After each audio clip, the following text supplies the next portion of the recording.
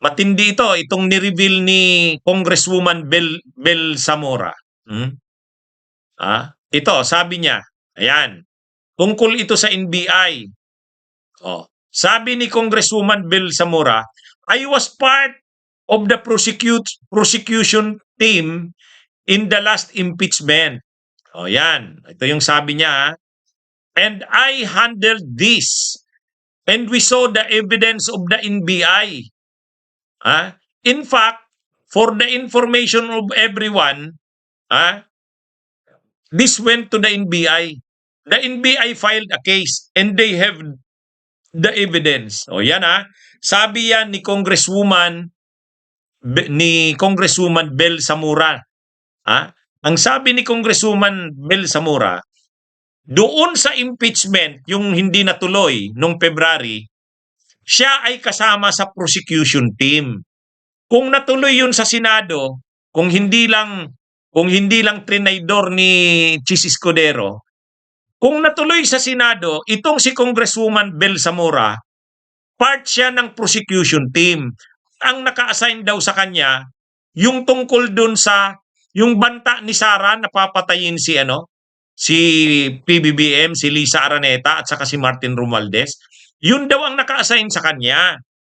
At dahil doon, nakipag-coordinate daw siya sa NBI, pinakita sa kanya ng NBI na may matibay na mga ebidensya. Totoo nga na may balak si Sara na ipapatay ang presidente, ang first lady at ang si Romualdez. So hindi lang yun yung sinasabi nila Suntay na parang imagination, hindi naman seryoso yun, parang biro lang yun. Hindi. Ang sabi ni Congresswoman Bel Zamora, I was part of the prosecution team in the last impeachment and I handled this. Ang sinasabi niyang this, yung tungkol doon sa pagbabanta ni Sara. And we saw the evidence of the NBI.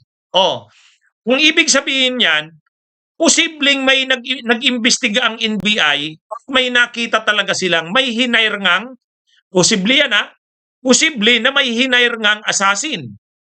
Kasi di ba ang sabi ni Sara Duterte, ang sabi ni Sara, huwag kayong mag-alala, mayroon na akong kinausap na assassin. Kapag may nangyari sa akin, alam na nila ang gagawin kay PBBM, kay Lisa Araneta at kay Speaker Martin Romualdez. Kaya, ang sinasabi ni Congresswoman Bel Zamora, siya yung na-assign doon sa part na yan. Naghatian kasi sila ng trabaho sa prosecution. Siya sana yung mag-a-argue niyan. Ngayon, nag-coordinate na daw siya sa NBI. May pinakita sa kanya ang NBI na mga ebidensya. Na ibig sabihin, seryoso talaga yung banta na yon o plano na yon ni Sara. Hindi yun imagination lang. Kumbaga, yung banta na yon o yung plano na yon ni Sara na i-assassinate ang presidente, first lady at si dating speaker Martin Romualdez, hindi siya simpleng banta. Plano talaga siya. Mayroong ebidensya ang NBI. Ayon dito sa sinasabi ni Bel Zamora. Kumbaga, siya daw ang sa kanya sana naka-assign yung bahagi na yan sa impeachment. Kaya nag-usap sila ng NBI at pinakita ng NBI yung mga testigo. Sa katunayan, ang mga ebidensya. Sa katunayan, final na ng NBI ang kasong ito dahil mayroon silang ebidensya. Yan mga kabunyog, matindi yan. So kumbaga, ang malinaw dito ang malinaw dito, talagang planado pala yun. Kaya yung mga palusot ni Bong Suntay na wala naman, hindi naman totoo yun. Kumbaga, yung biro lang yun, parang imagination niya lang yun. Yung sinasabing papatayin o may planong patayin o bumuo na siya ng plano, kumuha na ng assassin, hindi simpleng yun, hindi simpleng imagination. Seryoso yun.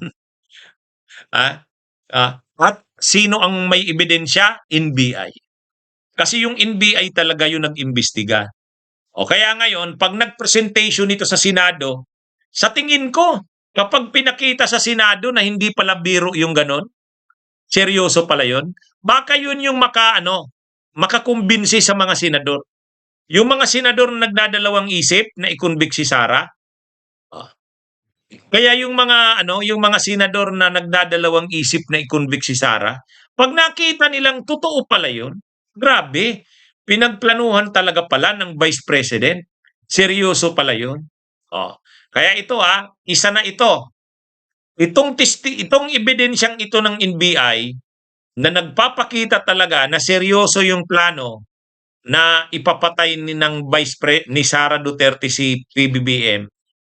Ano yun? Mabigat yun. Pag nakarating sa Senado yun at nakita nila yung mga ebidensya, hawak na ng NBI yung mga ebidensya eh.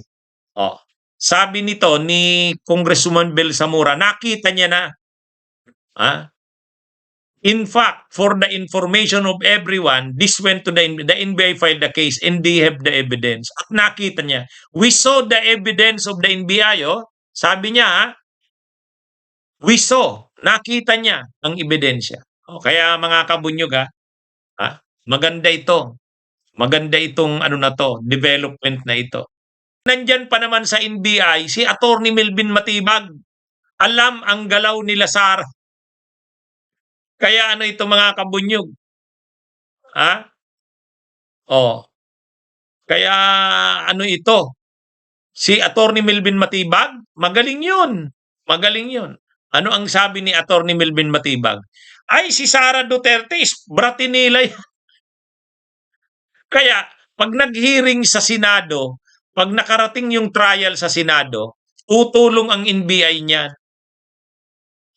Ipoproduce talaga ng NBI yung matitibay na ebidensya. Yan ang makakakumbinsi sa mga senador.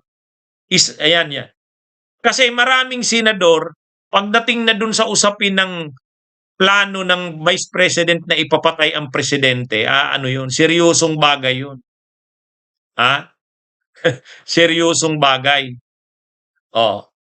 Kaya, ito mga kabunyog, mga kababayan. Ngayon ko lang to na itong si Attorney Bel Zamora nagsabi na nakita niya yung mga ebidensyang hawak ng NBI. Yan